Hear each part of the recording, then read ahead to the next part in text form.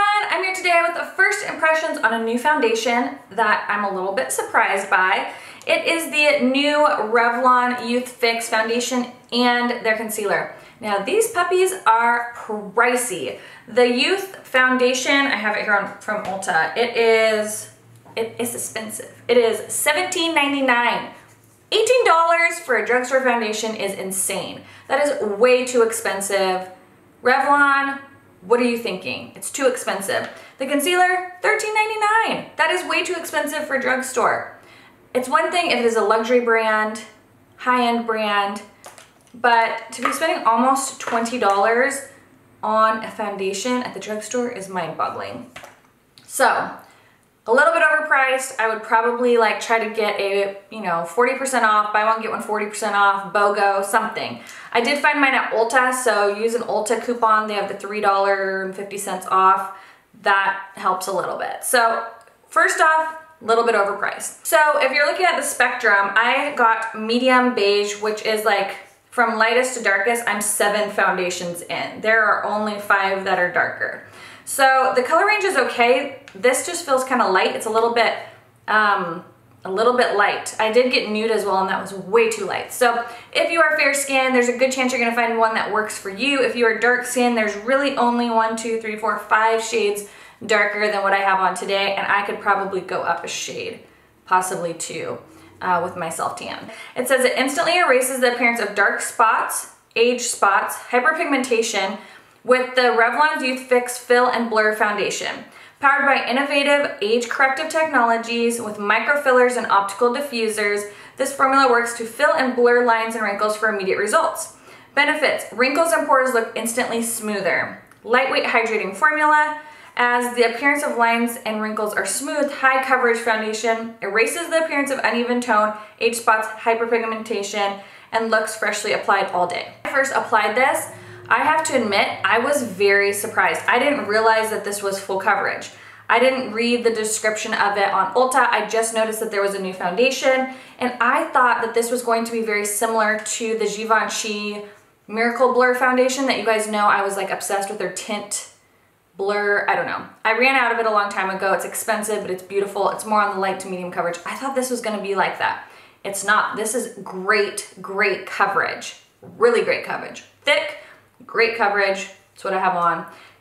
I'm impressed. So that's what the foundation claims to do. So far, I think it does all of those things. I've had it on for about an hour, and so far, still so good. So all my other makeup applied nicely over it. So let's look at the concealer. The concealer is pricey as well at $14. It comes in a little pen like this. You click it up, and there is a little sponge applicator at the end.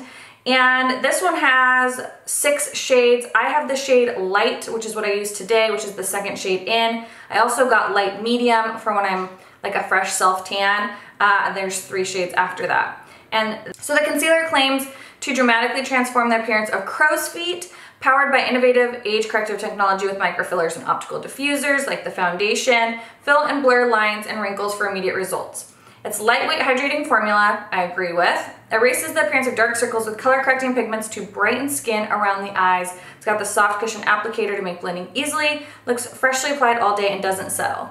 I agree with all of those claims as well. So far, an hour in. So, have you guys tried this foundation? I'm kind of excited about it. There hasn't been a new Revlon foundation in a long time. Like the last one I can think of that I really tried was the Whipped. I feel like Revlon hasn't really came out with a bunch of new foundations lately. So, have you tried this? And if you have, what are your thoughts? What do you think about the price of it? I still think it's way overpriced. And yeah, if you want to see if I like it, we're going to see how it wears throughout the day. So if you want to see how it applies, then just stay tuned. If you are new, please hit that subscribe button, and don't forget to give this video a big thumbs up. Leave any requests for videos that you guys want to see in the comments below, and let's check out this foundation. So I'm going to prime my skin using my typical normal primer, Makeup Forever smoothing primer. This just kind of fills in some pores and fix any uneven texture. It doesn't really mattify your skin, or it doesn't mattify my skin. It doesn't add any glowiness or dewiness. It simply just kind of evens out the texture. So I'm really excited to try this foundation because I'm wondering if it's gonna be like my Givenchy blur foundation that I used to, well, I still love, but I ran out of it. And it is this Revlon Youth Fix Fill and Blur Foundation. I got this shade 240 Medium Beige. That's pretty far down the lineup, and I'm wondering if it's gonna be too light. But it says, Fill and Blur Foundation SPF 20 dramatically transforms the appearance of lines and wrinkles. This foundation was super expensive. It was $17.99 at Ulta. Like, that is way too expensive for drugstore foundation in my opinion. Like, what the heck? You should not be spending $20 at the drugstore for your foundation. Well, it's obviously very thick. The consistency does remind me of that Givenchy Blur foundation. So I'm really excited to see how this wears, what it looks like on the skin, because that Givenchy foundation, I want to say, is like between $40 and $50 maybe. So even if this is $20, it's still a little bit better, but $20 is way the heck too expensive for the drugstore. Well, it's blending in pretty good. The color is pretty good to my face. I think it's a little bit light for my neck. I'm trying filming in front of natural light right now with just my ring light and then my camera settings adjusted a bit. I changed the layout of this room just a tiny bit, just because I wanted to make this more multi-purpose in here. The way I had it before, the desk was kind of in the middle of the room, and then I had the bookshelves behind me, and I would just, you know, roll up my backdrop and then, or have it down, either way, depending on what type of video. But I felt like I didn't have any space in this room, and this room, like, I don't know, I have a really nice mirror in here that I wanted to be able to do outfit posts in. I know Ted is wanting to do some filming and stuff in here, and there's just like no room. The way I have it now, my desk is up against the window, so the whole back part behind me is open, which makes it really nice to be able to just pull the backdrop down, put a chair there, and be able to film videos without necessarily having a desk. But if it's a tutorial type video, I just pull it over by the window, and here we go. All right, let me see. I like it. Like, that's really good coverage. I expected this to be like very light coverage. I expected this to be like a tinted moisturizer. And I feel like that has pretty darn good coverage. You can see there. I feel like the finish is like a really nice natural finish. I don't feel like it looks heavy on the skin. It literally looks like skin. Yeah, I mean, it looks really nice. Really nice. Okay, let's try the concealer. Okay, so I got 02 light and 03 light medium. Let's start with light and see if that's super light or not. It should hopefully work. Now this concealer, it says, I've already pumped it up so I wouldn't waste a bunch of time on video doing it. Youth Fix Fill and Blur Concealer. And it says it has microspheres, optical diffusers, immediate results. It immediately corrects the appearance of dark circles and lines and wrinkles. Cool. Well, let's hope that's the case. Oh, there's, I guess, a bunch of stuff in this collection. It looks like some skincare too that you can get, but these are the two makeup products. It has that sponge tip applicator, like kind of like the Age Rewind, but it feels like a little bit stiffer.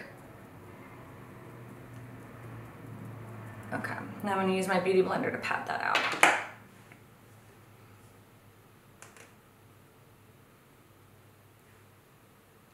I've literally not done my foundation before my eye makeup in a really long time, but I'm filming a mascara review right after this, so I didn't want to have eye makeup on for that. Okay.